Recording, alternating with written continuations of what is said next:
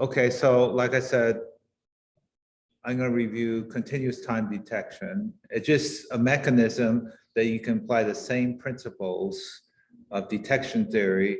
You can use either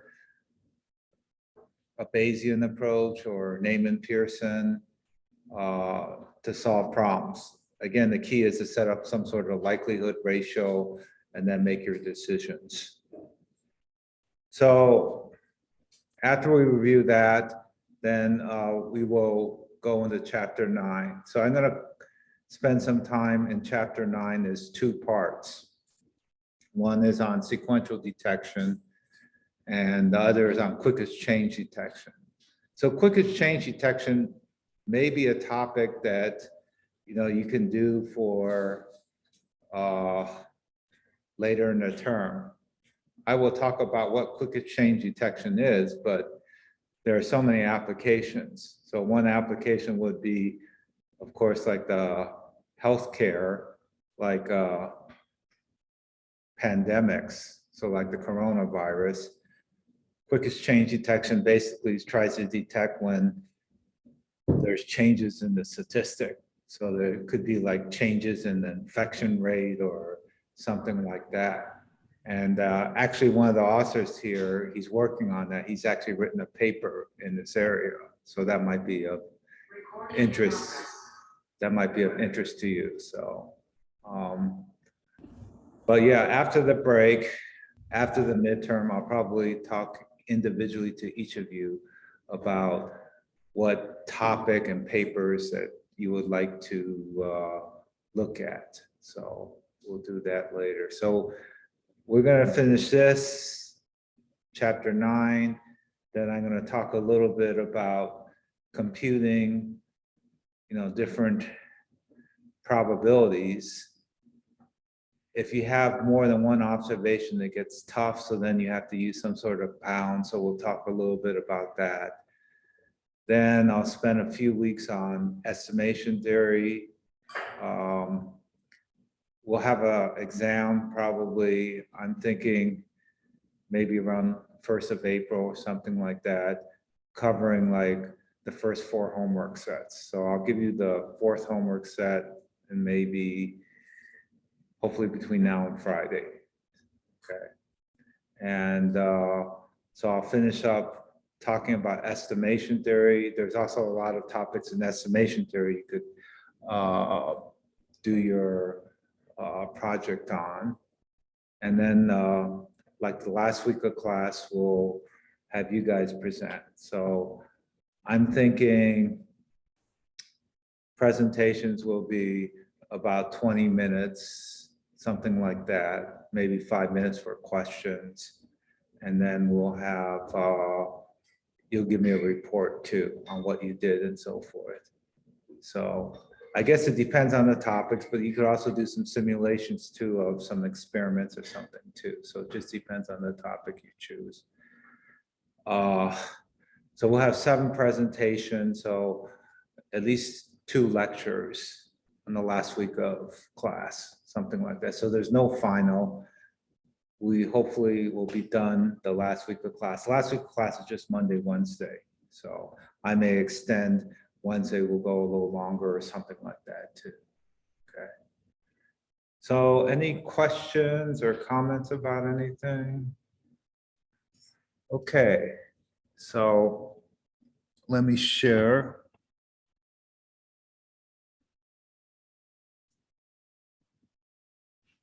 So I'm just going to review again what we did last time. And, if you do have questions, let me know. The key tool that we're using so that we can do continuous time detection is what is called this Karhunen Loeve expansion. So what is that? So on some finite interval, 0, t, we have a second order random process. So we have some random process y of t. Y of t is just a collection of random variables indexed by time t. T in this case is continuous time. So we say it's second order because all second order statistics are finite. So expectation of y squared of t is finite. So Ry of ts is finite everywhere. Okay. So we can decompose this because RYTS is actually some sort of kernel. It has certain properties. It's symmetric, positive, semi-definite. So we can decompose this into its eigenvalue, eigenfunction decomposition. And that is the basis for the Karhunen Loeve expansion.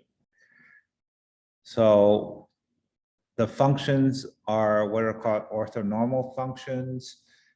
So we can view this in inner product space.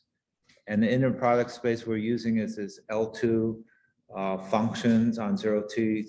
That's basically square integrable functions. So when you take the inner product, you multiply your two functions, and then you integrate from 0 to t.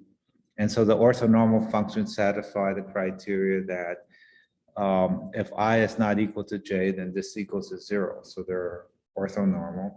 And if I equals to j, it's just equal to 1. Now we can decompose our deterministic signals, S to t. The coefficients are SI. And you can find, it's like I said, it's very similar to like the Fourier series. So you can find the coefficients, and then the signal is a weighted sum of these orthonormal functions, the SI, where the SI are the coefficients. And we can decompose our random signal too. So here we'll assume that the signal is mean zero, a second order process, and the yi's are actually random variables, okay? So the key equation to find the eigenfunctions and eigenvalues is on the bottom of the page here. It's just this integral equation here. We integrate the autocorrelation function, multiply it by phi j of t to get, or phi I of t, and then you can get the eigenvalue times the eigenfunction. So if you solve this integral equation, you can find out what these eigenfunctions and eigenvalues are. So we looked at some simple examples last time. There are some examples in the book too, okay? So any questions or comments on this? So this is the decomposition we're using. And then we applied it to this continuous time detection problem, where instead of just having some finite set of observations that we see a continuous time signal, okay? And entity, again, is zero mean second order, and we'll say it's a Gaussian random process. So you have two hypotheses again. The null hypothesis, you just have noise. And alternate hypothesis, you have a deterministic signal plus this additive white Gaussian noise. So again, this could be a radar problem, or it could be in other applications too. So the key thing is using Mercer's theorem to decompose the noise into its eigenvalues and eigenfunctions, and using that expansion to help solve this detection problem. So we form these conditional densities based on these random variables we have, N1, N2. And in this case, because we're assuming they're Gaussian random processes, the random variables, a nice property of the KL expansion is that the random variables are uncorrelated. So if they're also jointly Gaussian uncorrelated, they're independent. So it allows us to find the joint density. This is the product of the marginals here. So we have two conditional densities under the hypothesis of H0 and under the hypothesis of H1. So then we just do the same thing we've always done. We just form this likelihood ratio. Here we form the log likelihood ratio, and we essentially get a sum of two terms, because the products become sums when we take logs. And you have essentially yi your observations correlated with the signal, SI, and then you have this other constant term, the SI squares. So you can actually get rid of the SI squares, especially if you're dealing with Neyman and Pearson. So to make life a little simpler, we formed a pseudo-signal, H of T, which I listed there. And this H of T, we can just use the rules of the orthonormal functions. You form this integral equation. The integral of H of U, Rn of T comma U, du is equal to S of T. So that's an integral equation. When the noise is white, the integral equation is trivial to solve. Okay. Also, if the noise process, the autocorrelation is a function of the difference, what does that look like? The left side of the equation. What does it look like? You have H of U, Rn of T minus U du. What does that look like? You've seen this a lot in your electrical engineering classes. What does it look like? Any idea? If it's a function of the difference, Rn of T comma U is a function of the difference, what does it look like? It looks like a convolution. All of this is convolution. In that case, you can solve this integral equation just by taking Fourier transforms. Okay. So the Rn becomes a power spectrum. The H becomes the Fourier transform of H, and then S is just a Fourier transform there. So there are a lot of problems in detection and estimation that have this form. This is actually what is called the Wiener-Hoff equation, because when you do solve problems like Wiener filters and so forth, you work in the frequency domain. So this is an application of that. So we can, the pseudo filter, actually, we have the two terms of our detection problem. You know, we have these terms yi, si, so we can convert it back to the continuous time. So that's just equal to integral 0 to t of y of t, h of t. So that's like a correlator, integrator, detector. Okay, it sort of like appears out of magic. And then the second term is just s of t correlated with h of t. So for the Neyman Pearson problem, it just becomes, you have this log likelihood ratio, you correlate your observation process with h of t, so you have to solve for h of t, and then you integrate, minus this other term. Okay, if you're doing Neyman Pearson, you can actually get rid of the second term. And you're trying to solve, again, this integral equation, which I said is, in some cases, easy to solve. It's very easy if it's white noise. And for the Neyman Pearson problem, you try to figure out the alpha first. From the alpha, you solve for eta, and you solve for, well, gamma is 0 in this case because you have Gaussian random variables. But it boils down to the same thing as we've always done. You have a statistic, and then given a certain false alarm rate, you solve for the threshold value, and then you can find the probability detector. Okay. So any questions or comments on this? I mentioned also an application in digital communications. We looked at, you know, this is how things are done in real life, like for binary communications or M-ary communications, you don't have discrete samples, but you have some continuous time signal, okay, and then it's contaminated by noise.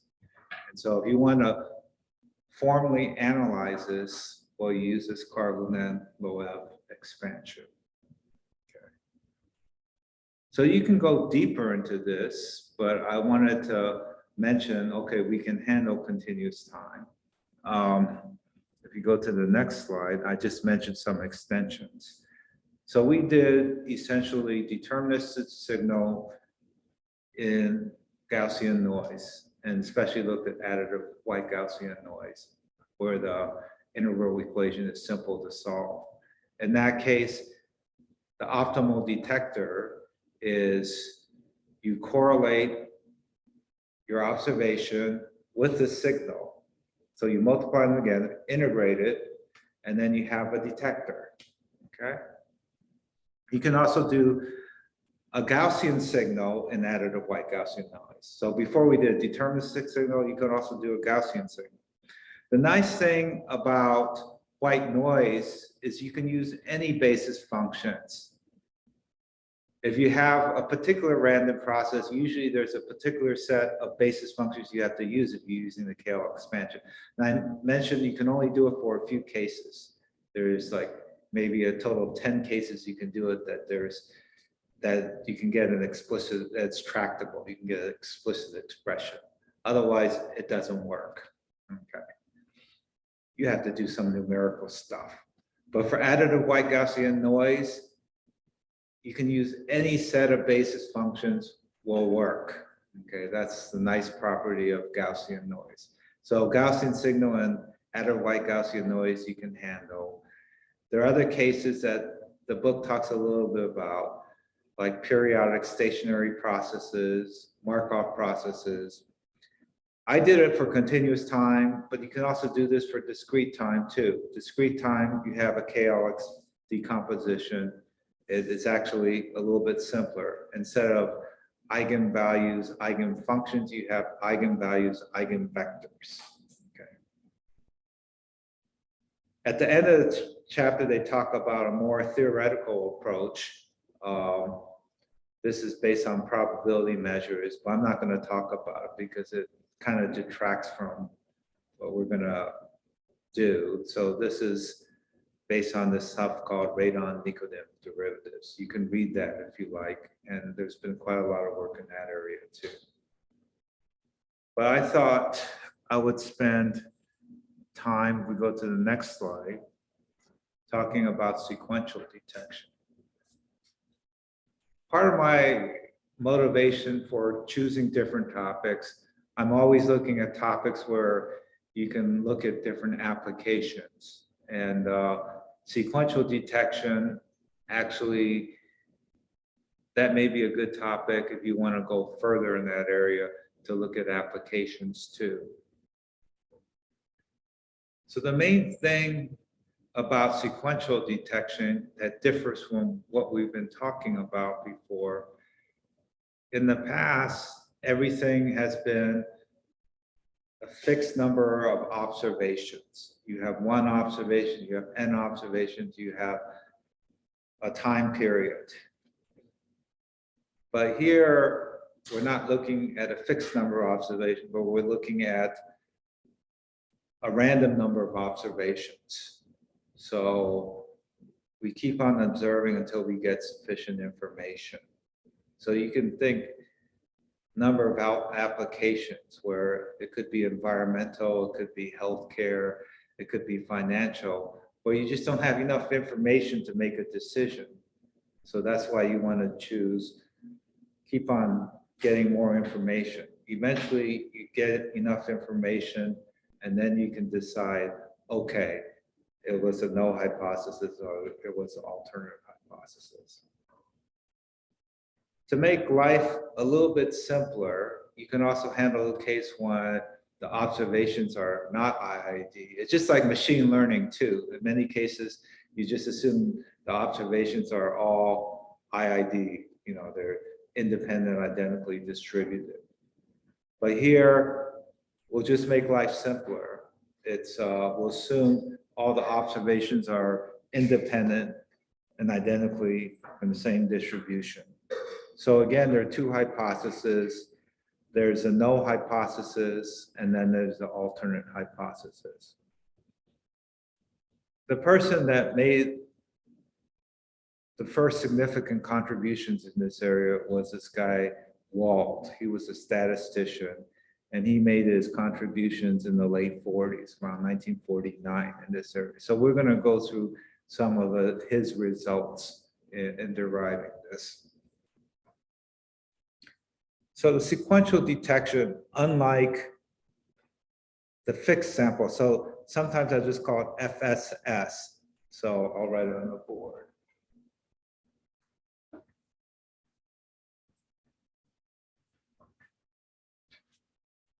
So there's fixed.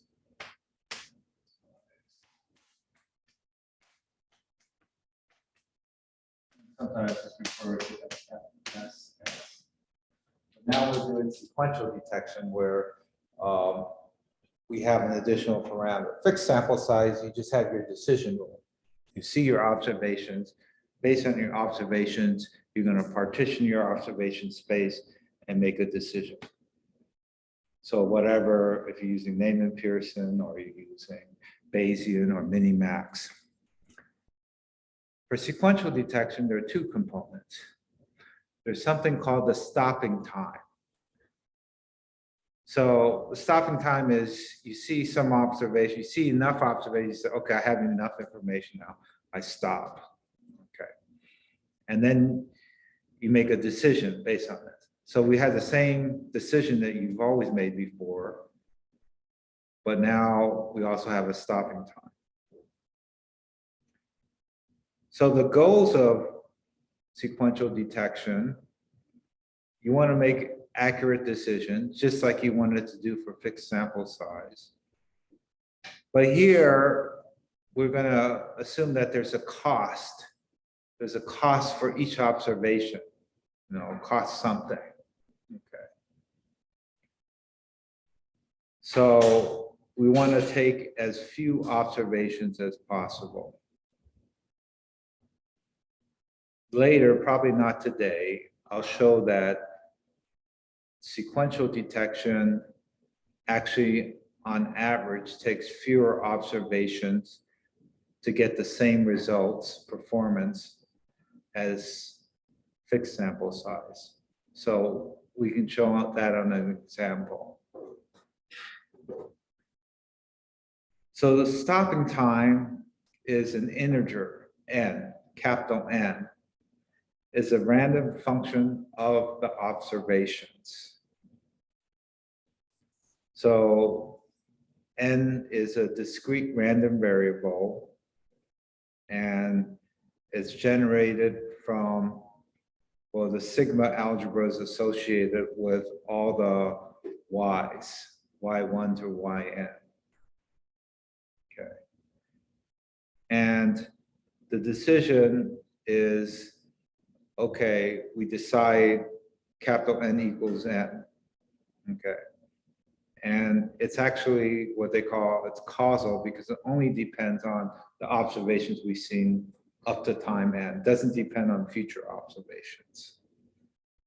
So this I here is just an indicator function. It's either 1 or 0. So when it's 1, that means you stopped. Okay.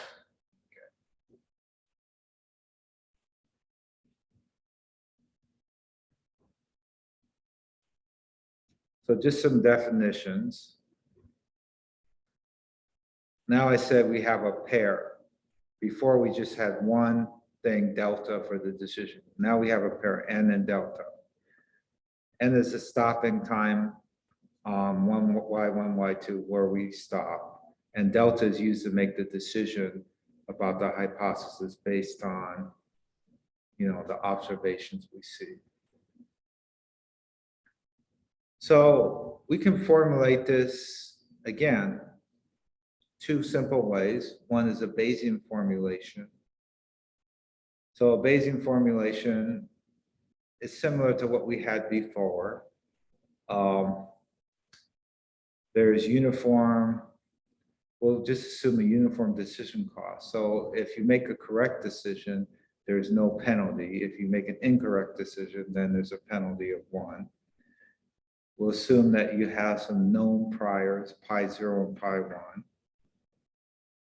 Now, though, we didn't have this before. There's a cost of observation. So C is some constant greater than 0. Then you can define the Bayes risks in terms of there are actually two quantities. The quantities we had before. So if you look on the right side, there's a false alarm probability. So the false alarm probability is, again, the probability you say there's a plane when there isn't a plane. And the prior, there wasn't a plane, so pi 0. And then plus the probability of miss. So that is, you say there wasn't a plane when there was a plane. So that's decision costs we had before. But now you also have some observation costs too. And the observation cost, again, for every time you take an observation, there's a cost C. So it's the expected number of observations you have under the null hypothesis. I denote that by E sub 0 of n. So that's just the expectation. N is again a random variable. And then times a prior associated with that. And then plus the expectation of the number of costs, assuming the alternate hypothesis times the prior associated with that. So this is the Bayesian formulation. And of course, what we're trying to do is minimize that. So the Bayes rule is just, again, it's a function of two terms, n and delta, and we want to minimize this Rn comma delta over n and delta. So we have two error terms again, false alarm probability. Now the notation is a little bit different because n is random. So the decision rule is based on a random number of observations given x equals 0. That's a false alarm problem when we decide, oh, there was a plane there when there really wasn't, and then the probability of miss. So this is one formulation.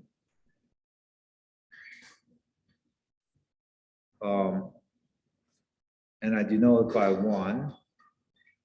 We can also do Neyman-Pearson too. So Neyman-Pearson, again, you're not assuming any priors on hypothesis and no costs associated with the observations. Okay. So the optimization is a little bit different than what we did when you had a fixed sample size test. Here, we want to minimize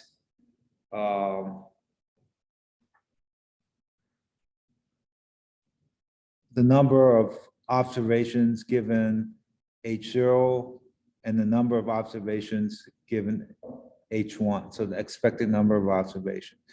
And the constraints are now, again, like before, the false alarm probability is less than equal to alpha, and the miss probability is less than equal to beta, where alpha and beta are between 0.5. So this is the optimization problem. So this guy, Wald, developed a test, and he showed essentially 1 and 2 were equivalent. Okay. So what was the test that he developed? So let me stop sharing for a moment. Any questions or comments on this? Mohammed, Dylan? Yeah, actually, just wondering, so for this sequential detection, for each alpha and beta, we find the minimum. So unlike the other detection,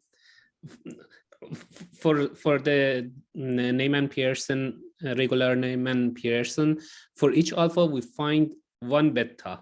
But here, for each alpha and beta, we find some new element. Well, the test can be a randomized test. Just for simplicity, I'm just assuming, you know, right now, we're just assuming the simplest type of test for sequential. So the idea, though, you have a different parameter now too. So I haven't said how we're going to set up the problem. I just said what we're going to do. We're just going to take observations. So but the observations cost money. Okay, now in the Bayesian. So it's easy to think of this in terms of Bayesian. You can get observations, but they cost money. They cost C every time. And you want to minimize. So what is C? Well, that depends on how much you value the cost and so forth. So there's two quantities again in the Bayesian. In the Bayesian, there's the same cost we had before. Okay. There's the probability of error is 2 probability, false alarm, and missed probability. But now there's a cost associated with it. For the Neyman Pearson, we had to formulate it a little bit differently. Okay, it's not maximizing the probability of detector.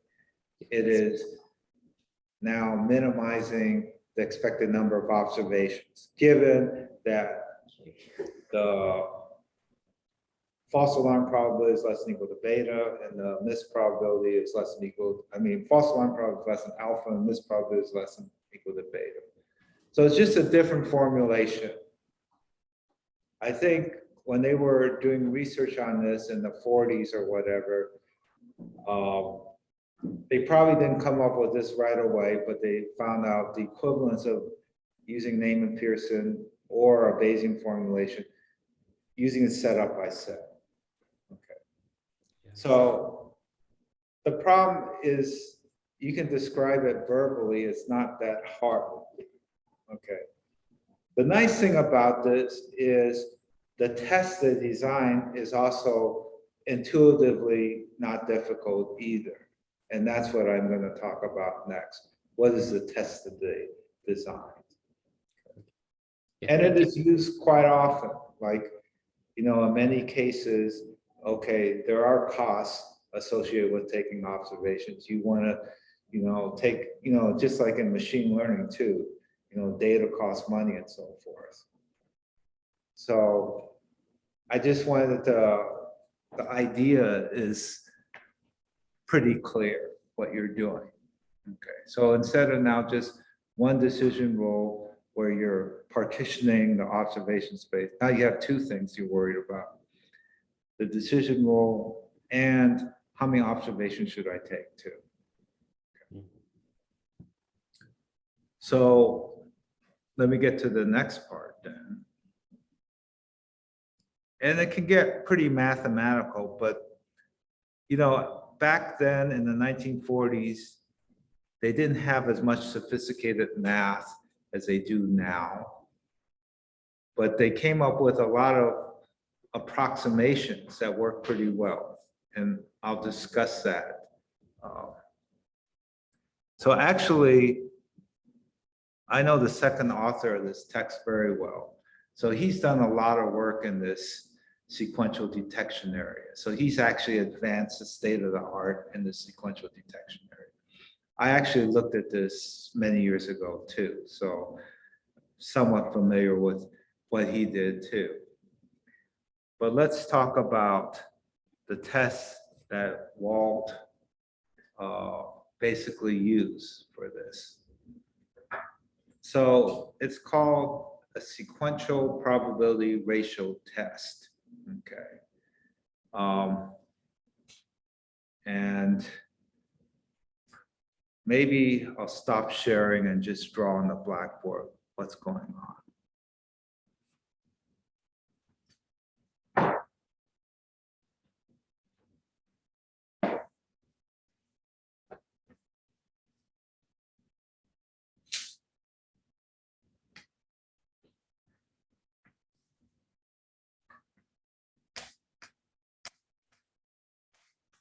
So this is called the sequential probability ratio test. Because of the way the problem is set up, you have IID observations. Okay. So the key thing again is you want to use the likelihood ratio, the ratio between the two densities. Okay. So you have, because the observations are independent, you can use the log likelihood ratio. Because again, the density is going to be a product of the margins. So when you use the log likelihood rate, you're doing sums. You're summing these variables here. So you start off at some point here, and you're going to get these, let's say Sn is equal to,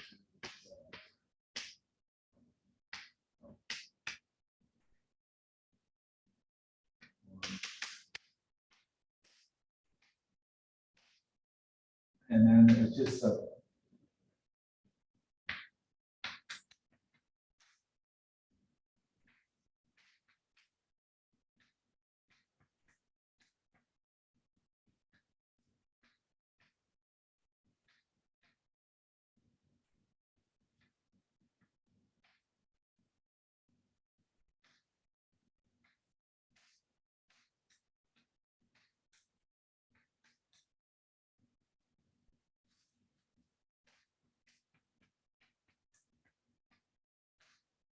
we're just summing these guys. This is what the z sub i's are.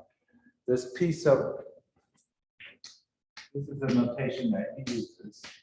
It's just equal to probability of y sub I given x equals 1. Okay. So this is p sub 1 and p sub 0 is corresponding x equals 0. Professor, we can't see the Oh, while sorry. you're writing on the Zoom. Let me put it down here. So just a shorthand notation here. P sub I of, let's say the P sub j of y sub I. So you have observation y sub I. This is equal to the probability density of y, okay, because you've drawn from the random variable y, y sub I, and then this is given x. So I'm just using a shorthand notation here.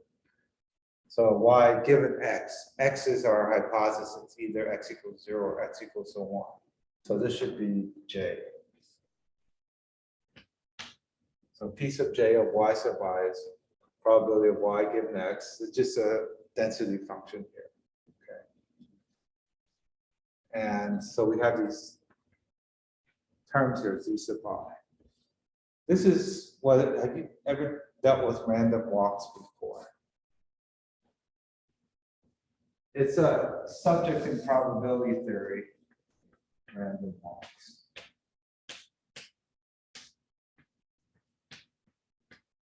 Actually, you could have a whole class just talking about random walks.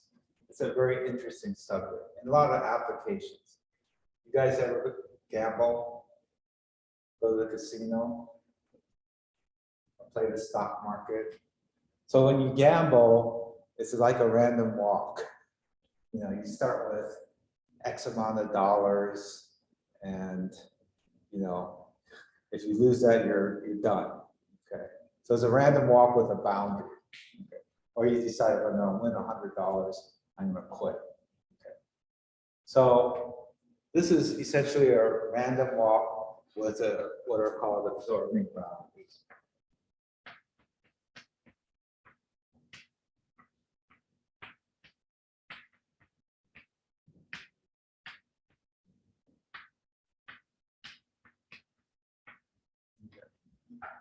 So the idea, you start here at 0. So this is 0, this is B, and this is A. Okay. Every time,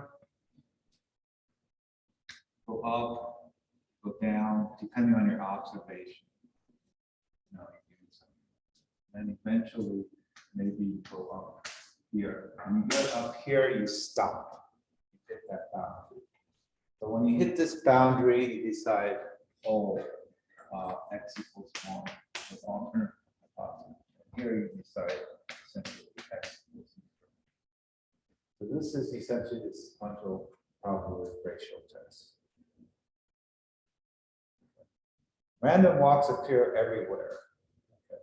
Not only gambling, but many other, you can think of other applications where it's used.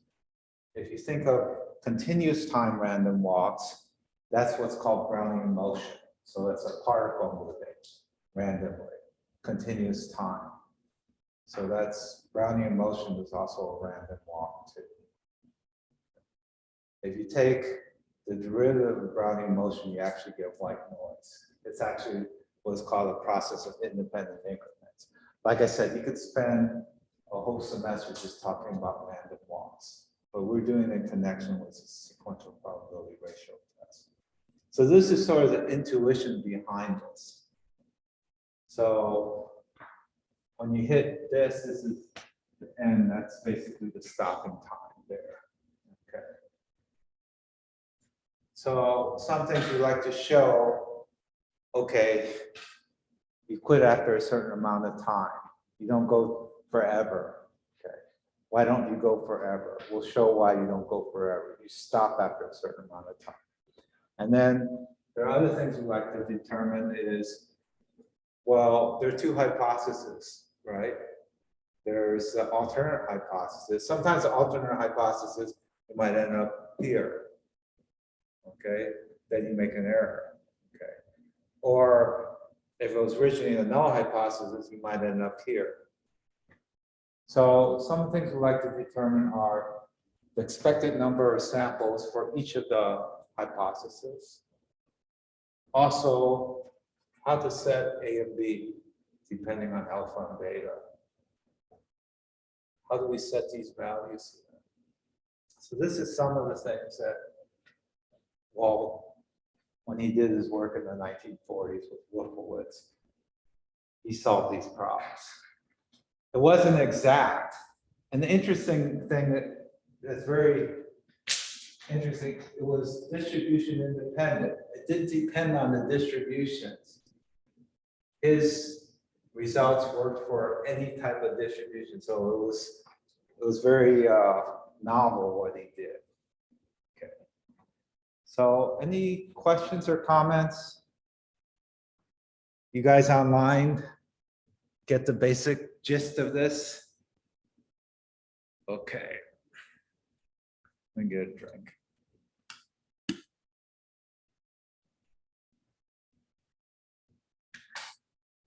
Let's see how much time I have left. About half an hour left. I may not get through all of this, but at least I can get started on the ideas.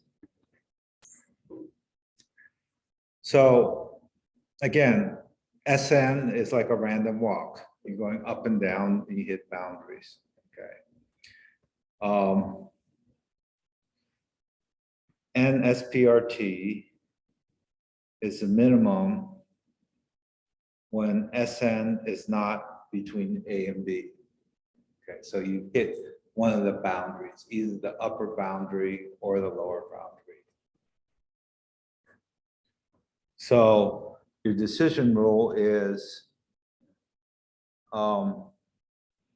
if S sub n is greater than or equal to B, you cross one boundary, then you decide the alternate hypothesis, x equals to 1, or I've been calling it A, okay. But here we're using A for another thing. So just say that, okay, you decide the alternate hypothesis. If Sn is less than or equal to A, then you just decide the null hypothesis. So every time you take an observation, there's 3 things you can do. One thing you can do is stop and decide 1, the alternate hypothesis. If S sub n is greater than or equal to B, stop, decide 0 if Sn is less than or equal to A. Otherwise, if Sn is still between the 2 boundaries, you're going to take another sample. So this is 2 sample paths. One, you stop at, you decide the null hypothesis. The other, you have a random walk, you decide the alternate hypothesis. Again, so you can think of it as a random walk with two boundaries, and then eventually you're going to converge to one or the other.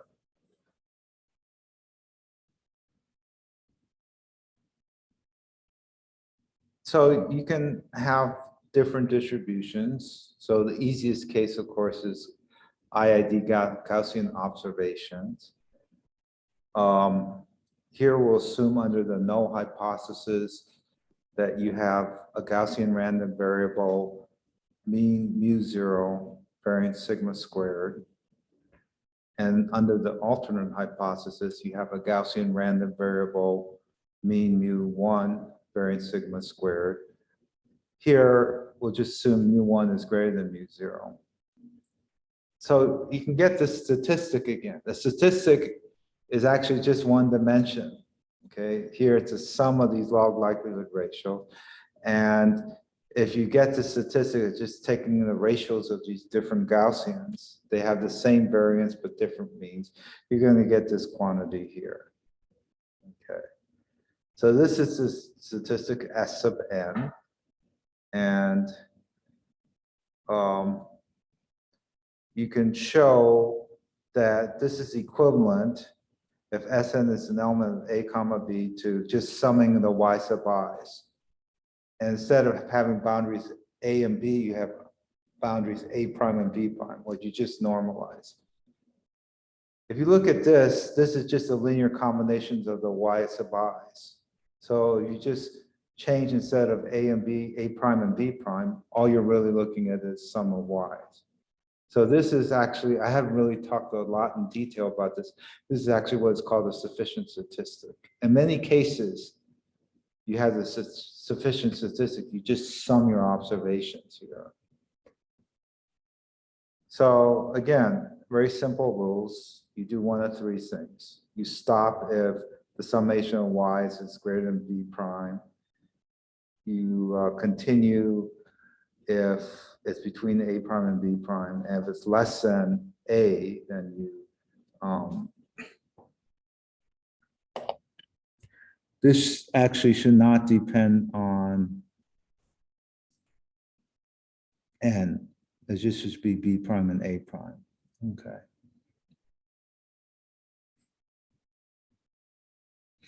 Well, one question you might ask is, how do you know this? Why can't you go on forever? Okay. How do you know this doesn't stop? Well, there's this, we'll be talking more about these different measures too. There's this information measure called the Cobot-Leiber divergence. Okay. Who's seen this before? Anyone seen this? I guess you're taking information theory, you've seen this. Okay. Yes, we can. So it just essentially, you have two PDFs or two problem maps. It can be continuous time, or it can be discrete time. I'm going to assume continuous, or continuous values, I should say. So the KL divergence is a statistical distance.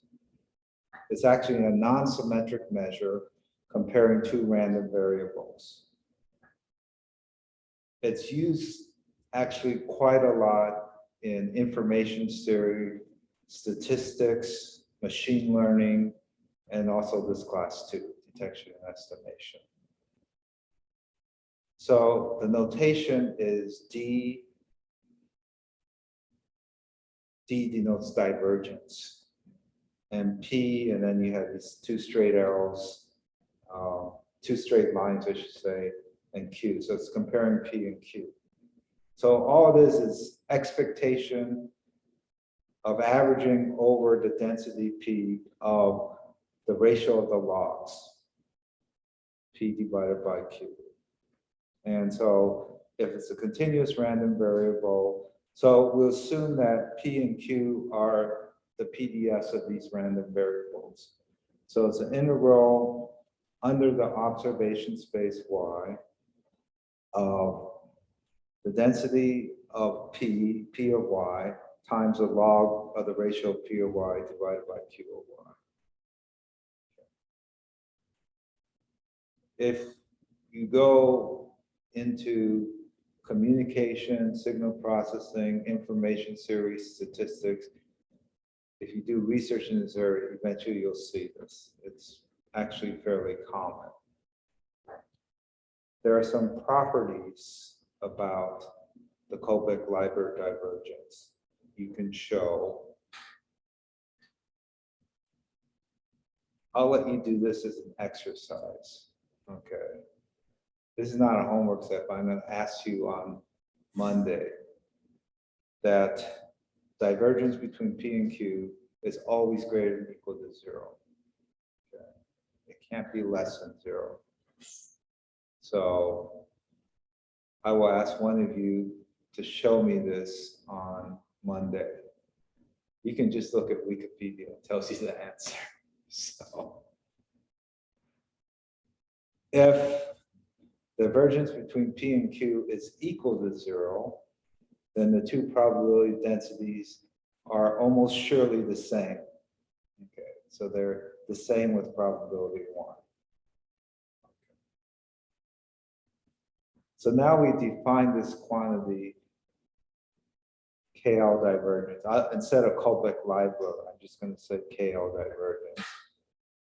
You can show why does this SPRT work. Okay. Well, the SPRT is we're summing these random variables, log of LYI. So it's equal to sum I equals 1 to n of log of P1 of yi divided by P0 yi. That's just the likelihood ratio. So we're taking log the likelihood ratio. Now, there's two cases to consider again. Under the null hypothesis, let's do the alternate hypothesis first. Under the alternate hypothesis, we're averaging over the density of P1. Okay, so this is just an expectation under the density of P1 of log of the ratio of the likelihood ratio here. That is just the KL divergence. Now, we're assuming that P1 and P0 are different. If they're different, this KL divergence has to be greater than 0. Okay.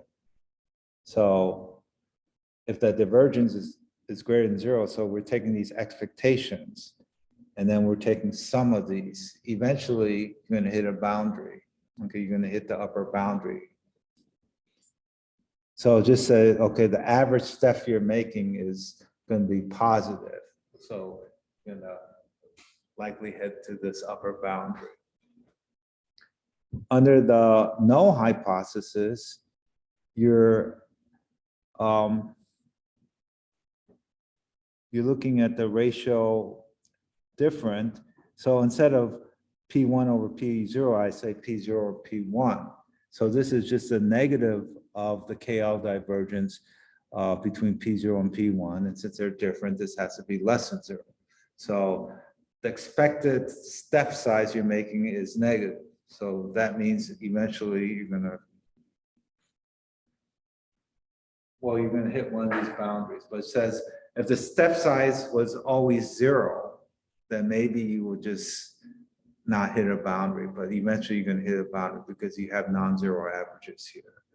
So this is a non-rigorous way of saying, yes, the SPRT stops after a finite number of observations. Again, just define the KL divergence and you can get this.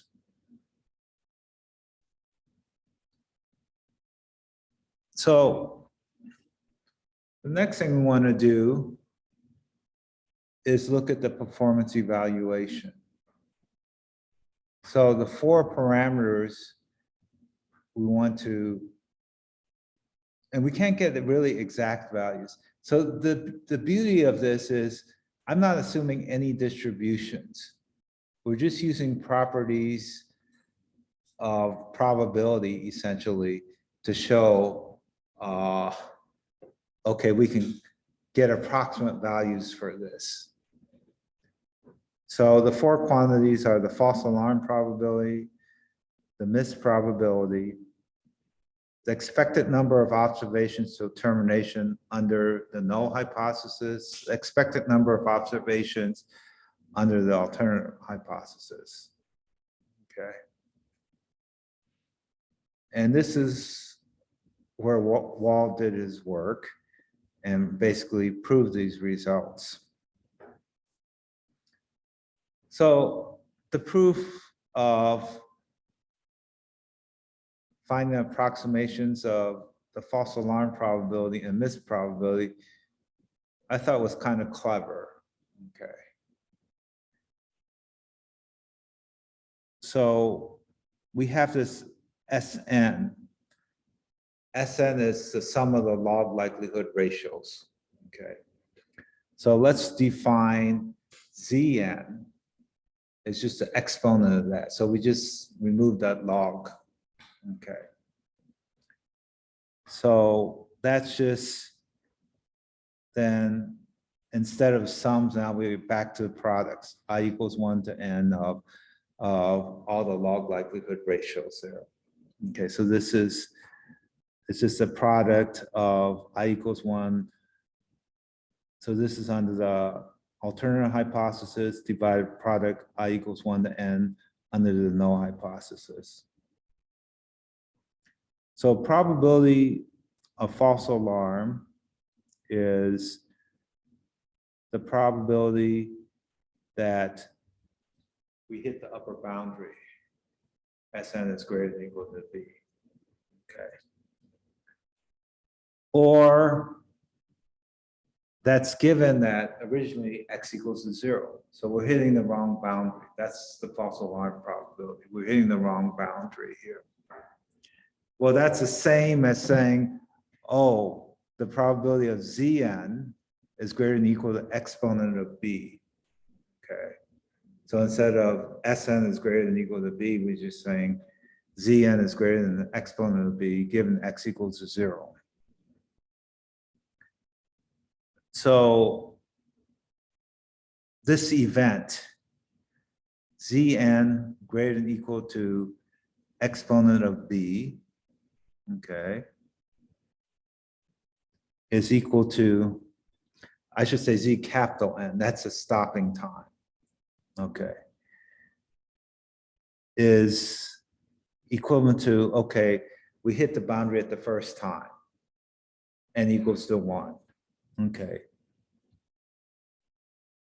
And the intersection Z1 is greater than exponent of B, or we hit the boundary at N equals to 2, or we hit the boundary at N equals to 3. So it's a union of all these events. So we can hit the boundary at time 1, at time 2, at time 3, whatever time. Okay. The key thing is that each of these events here in parentheses, the event that Z of capital N is greater than or equal to exponent of B, intersection capital N equals small n, these are all disjoint events. Okay. Why is that important? Well, now we can evaluate probability. The probability of the false alarm is just the sum of the probabilities because we're taking a union of disjoint events. The probability of the union of disjoint events is probability, the sum of the probability of each of the events occurring because they are disjoint. So we have, this implies the probability of false alarm is the sum from n equals 1 to infinity of the probability Z cap n is greater than or equal to exponent b intersection cap n equals to small n given originally the null hypothesis. So then I can write this in terms of summation of an integral of the joint density under AN. AN is, these are the disjoint sets. Zn greater than or equal to exponent b intersection n equals to n, okay? And then I do this clever thing where instead of P0, I substitute P1 because again, this is just the likelihood ratio. And then the Zn is just a normalization. It's just the ratio of those two things. So instead of P0 of Yi, the product of that, I have P1 of Yi divided by Zn. Okay. Then this is less than, instead of 1 over Zn, I substitute exponent of minus b. Okay. Because that's a condition we're looking at. Zn is greater than exponent of b. So, and then the right side just turns out to be the probability of z cap n greater than exponent of b given x equal to 1. So this is just the probability of detection. So we have this inequality. The probability of false alarm is just equal to the exponent of minus b. It's less than equal to exponent of minus b times 1 minus probability of miss. Okay. So I thought this was an interesting proof. So we have, I just showed that the probability of false alarm is less than equal to exponent of minus b times the 1 minus probability of miss. Similarly, using the same arguments, you can show that the probability of miss is less than equal to the exponent of a times 1 minus probability of false alarm. These two inequalities are known as Wald inequalities. So let me just stop for a second. The proof isn't hard, but you have to manipulate, a lot of manipulations, okay? Now, from these two inequalities, we can get how we should set the two boundaries, both A and B. This is not exact, but the beauty of this, it's not distribution dependent either. It just depends on this false alarm probabilities and miss probabilities.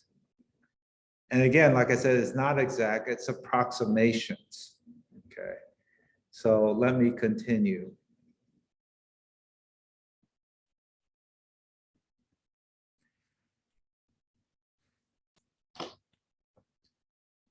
Like I said, it's independent of the PDFs and PMFs. It's just the properties of distributions and so forth.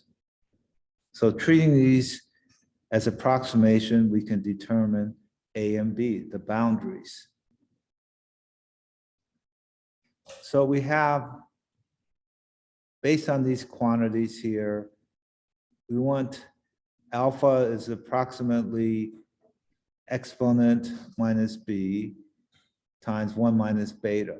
So we're essentially setting the false alarm probability equal to alpha and the miss probability equal to beta. And beta is approximately equal to exponent of a times 1 minus alpha. Then solving for a and b, we get b is approximately equal to log 1 minus beta over alpha, and a is equal to log of beta over 1 minus alpha. Okay. So that's how we can set. This is not exact. This is, again, approximate. Now, if we make this equality, b equals to log 1 minus beta over alpha, and a equals to log beta over 1 minus alpha, then we have some additional things. With this choice of a and b, we have that two equations here. Probability of false alarm times 1 minus beta is less than equal to alpha times 1 minus probability of miss. And probability of miss is times 1 minus alpha is less than equal to beta times 1 minus probability of false alarm. So we get the probability of false alarm plus the probability of miss. If we add these two equations, is less than equal to alpha plus beta. We can't guarantee that the probability of false alarm is less than equal to alpha, or probability of miss is less than equal to beta, but we can get the sum of them is less than equal to the sum of alpha plus beta. Again, these are approximations, and this is, again, the results of what Wald did. So any questions on this? Again, what we've done here is we found approximations relating the probability of false alarm and probability of miss to A and B, and then figure out, okay, these are decent boundaries for A and B. Okay. So we solved half of our problem. Okay. How much time do I have left? About 9 minutes. So the next part is figuring out, well, this expected number of observations that you need under each hypothesis. So until you reach a boundary. So you start here, how many observations do you need till you hit that boundary? Either this one or that, under each hypothesis.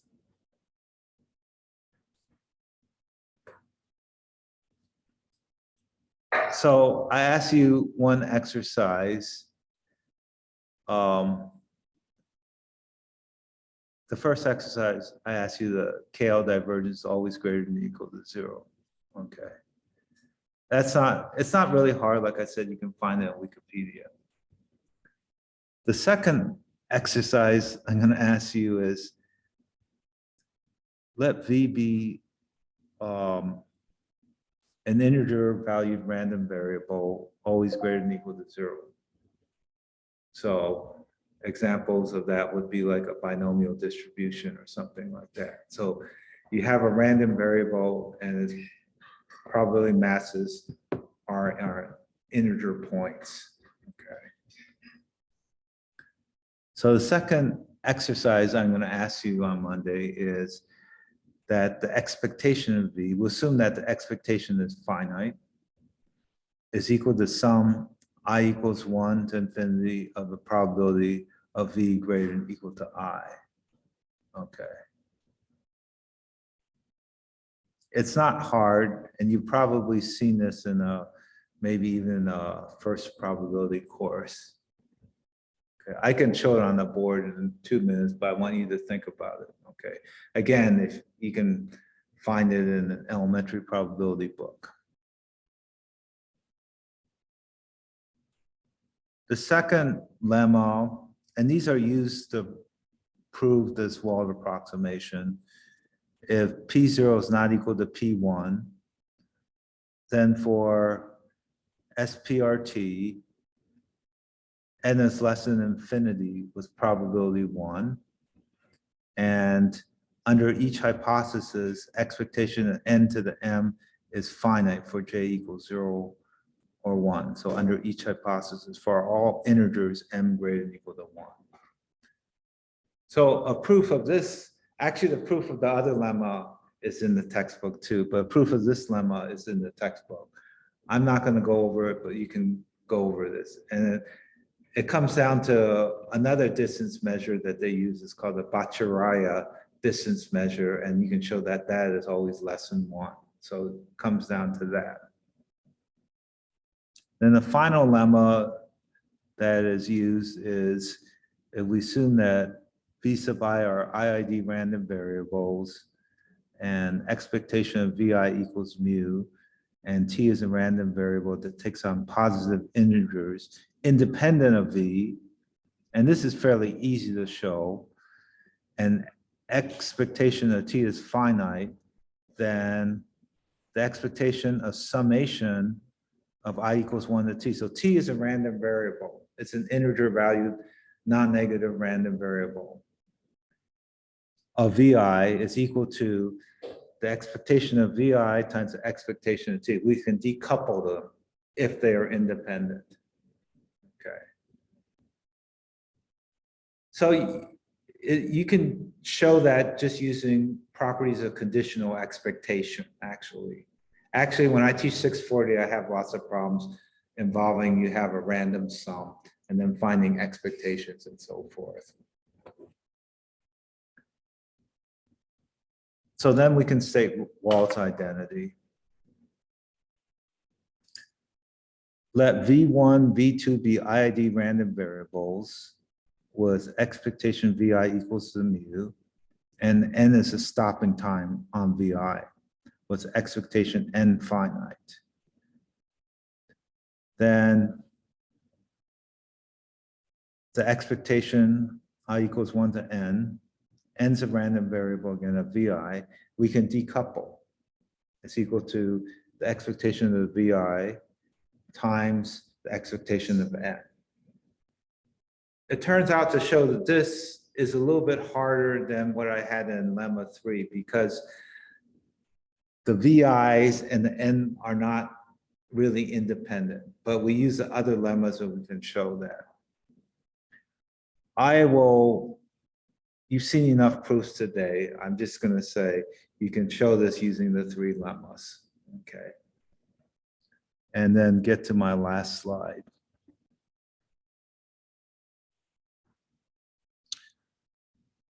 So in our situation, we have Sn is equal to summation I equals 1 to N of log of Lyi. Okay. So those are the V's of I's. So again, there's 2 hypotheses. There's a null hypothesis. So under the null hypothesis, you're going to hit A with 1 minus probability of false alarm, okay, and B with probability of false alarm. So if you're hitting B, that's essentially the probability of false alarm because originally you're assuming the null hypothesis. So you can say the expectation of S of N, S of capital N, that's the stopping time. Well, you have one of 2 possible boundaries. You either hit A or you hit B, okay? And Sn is just, S of capital N is just the sum. So you're doing this random walk. So if you hit the lower boundary A, what's the probability of that occurring? That's 1 minus the probability of false alarm. If you hit B, that's just the probability of false alarm. Okay. So again, you can think of these sample, again, these are just sample functions of you either hitting one or the other, okay? Under H1, you hit A with probability P sub M. So here, the correct decision is that you had a plane in the sky, but you decide there was no plane. So that's a probability of miss. So that means you hit A. You hit B, that's a probability detector that you've done the correct thing. So again, expectation of Sn under that condition is A times probability of miss plus B times 1 minus probability of miss. So then you can calculate this expectation under the hypothesis H0 or H1 of N. Okay. You use this Wald's identity here.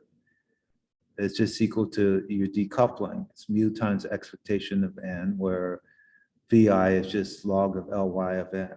So expectation under 0 of S of N is just expectation 0 of capital N.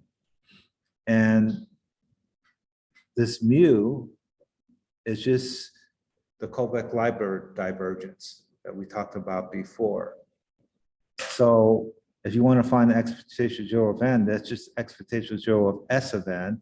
And we've computed that, that's just A times 1 minus probability of false alarm plus B times probability of false alarm.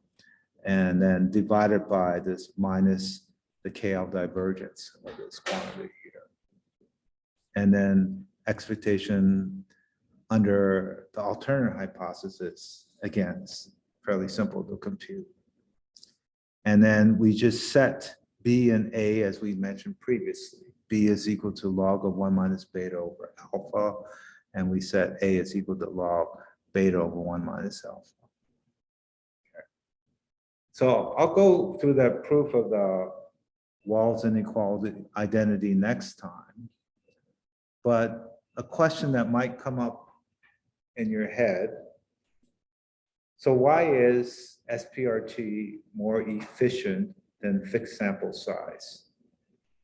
And we can show this on an example. And this is in the textbook too. So we will do that next time too. Time is it? Oh, right on. So any questions? I'll stop sharing. Or comments or anything? I'll stop recording.